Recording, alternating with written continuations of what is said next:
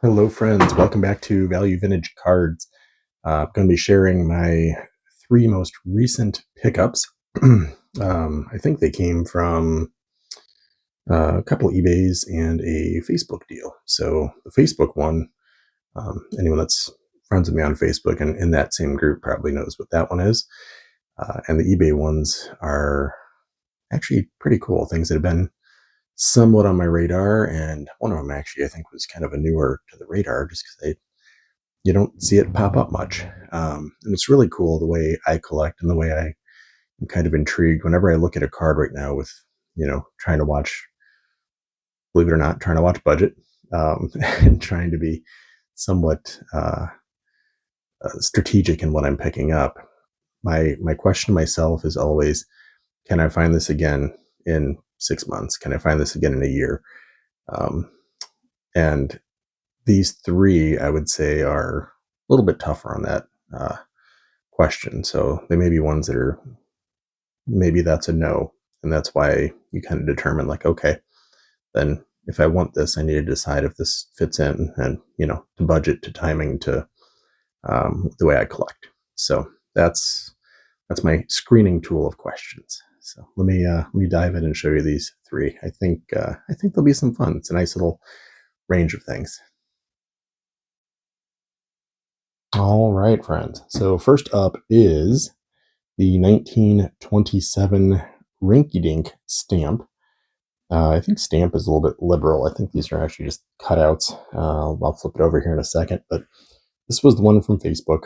Again, it's one of those I don't think you see come up too often. In fact, the entire gosh darn set doesn't come up all that often. So having a chance to add, not just something from the set, but a somewhat affordable tie cob, definitely, if you wonder where the idea of oddball comes in, I think this is like a newspaper cutout. The back looks like it's part of a comic or something at that point. Um, so definitely something a little bit more unique. I believe, if I counted right, PSA, SGC. So again, PVG and some of the other companies are a little bit tougher to search, but I think there's been something like 13 of them graded. So do these exist ungraded? Of course, I'm sure, but pretty neat. I will say I've really find myself being a little bit heavier cob collector as of late. So, um, like that long term will be something. If I add some big bomber cards, that'll be on my hunt list. Is at least one or two really really big cobs. I feel like he's got, in the world of tie cobs, this is considered a small one because this wasn't anywhere near having like a comma on the price, but these can get tie cob collecting can get pretty expensive quickly. So that is card one, Rinky Dink. Card two, I'm going to go semi affordable. I feel like this one went a little bit high, just maybe because of the set. It's what is this, 28, 29, 30 era? I feel like I see these published as different years. I think they were a multi year publication. Um, but I think it's fantastic. I'm hunting for the Gehrig. I think the Gehrig would be a cool one. That's an image of him like fielding. This is an R315. So again, back to that idea of oversized. That's a probably 4x6 top loader. That's how it came. This one I think went strong. Unfortunately, I would have loved to see this go for dozens of dollars. It went for a little bit more than that. Um, so unfortunately, it was a little pricier than I was hoping, but it's Paul Wayner. Love to just call him a fielder. And again, I don't know what my deal is. It's all the details that just get me. That bat looks straight up like a club. I mean, look at the way the handle. That thing is intense. And just the details. And like his hat. his expression, the way he's standing, to me, that's such a neat piece. Like, there's a few different reasons you collect. You can collect everything of a player. Maybe that's where Rinky Dink falls in. Ty Cobb, that's not like the coolest Ty Cobb piece I've ever seen, but it's super rare. It's a cool, unique, different set, and it's Ty Cobb. This one, Paul Wiener's on that list too. He's way underrated. But for me, cool set, but I do have the set represented. And then you go into like the next thing of cool image, cool artwork. And for me, this Paul Wiener checked that box massively. I think that image is phenomenal. Here's your blank back. This thing's, it's, you buy something ungraded, you always have to wonder if there's a mystery blemish. But then again, if you buy it graded, you also have to wonder if they just missed mystery blemish. So I think this went fairly. I think the seller was fair enough. The other thing I will say with R315, I have to do a deep dive video on that set still, but there's almost like a print line. I think that happens more than creasing, but you'll see a lot of these. They'll have a print line just going like straight through, and it's almost like it gets forgiven because it's R315, and that just seems to be the quality control they had on that set. So kind of crazy. And third, picked up a Jim Palmer rookie, which completes my 1966 little baby rainbow of him. I've got his tops. I actually have the Venezuelan. This was the one I was missing. This is printed in Canada. So I need to see, I know KSA grades a lot of O-Pee-Chees, so I'm kind of curious what the real population of this card is. The 1966 O-Pee-Chee Palmer, PSA is graded like, give or take 100 of them. So they are, not impossible to find, but they are certainly more rare and unique than 66 tops. What makes this one even better, I think this is down to being a Pop 7. And it's the reason I want to add this one. You can find something that makes it special, rare, cool, unique. To me, you do that all day long. And that is what makes it rare, cool, special, unique. It's well-centered. I'm kidding, it's autographed. Actually, well-centered on these is almost as special. There is, I definitely zoomed in and looked at this.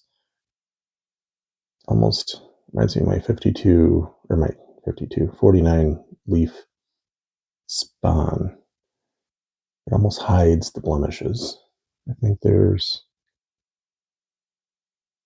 somewhere at the bottom. It's literally harder to see on camera. I'm getting way up, and there we go. That's getting personal with this card, right? You're into personal space. Somewhere up here. Why is it so hard to see? Maybe there, right there. A little bit of a crease too. They didn't grade the card. They just said it's real, it's authentic, and they called it a 66 O-Pee-Chee, which I always get a little sketch when they just say like trading card, because sometimes you wonder if they said don't grade the card or if they said like, yeah, it's a nice reprint, I'm gonna get this one autographed. So this one is, there's no reason to think it's not accurately described as a 66 O-Pee-Chee. So pretty tough rookie. There's, I believe, 7 autographed. Auto 9 means nothing to me. What I think is cool is that you get the little HOF inscription though. So Jim Palmer, I feel like when I was growing up, it was interesting because 300 wins was like the mark of career success. So your Phil Niekros, your Gaylord Perrys, your Steve Carltons, your Nolan Ryan, your Tom Seaver, your Don Sutton, all those were almost like grouped in as your elite. And I think 300 wins is, maybe it's just the way my family talked to me or something, but I thought that was like the threshold of you are a truly successful pitcher. Palmer had like 260 something, 270 something. He was in that ballpark. He was a couple of average seasons, Solid seasons away from hitting that 300. But he was a multi-Cy Young winner. His ERA is phenomenal. He was, in the running for pitcher of the decade for the 70s. Just a phenomenal career. And from everything I've seen, good teammate, good person, a winner. Everything about him was checking boxes of somebody that should be right there in really a top tier regarded career. So, um, my weird way of collecting to get a little baby rainbow. And again, I see this a lot.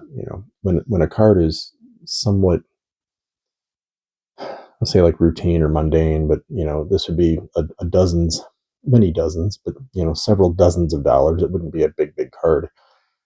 If it were just to be a 2 or 3, there's a 5 or 6 I was looking at out there, but it was it was very crisp, but the centering was distracting, and I'm not a centering person, but a lot of these are way off centered.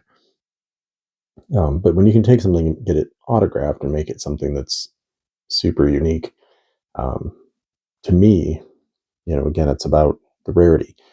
If you were to look at these 3 cards, put Ty over here.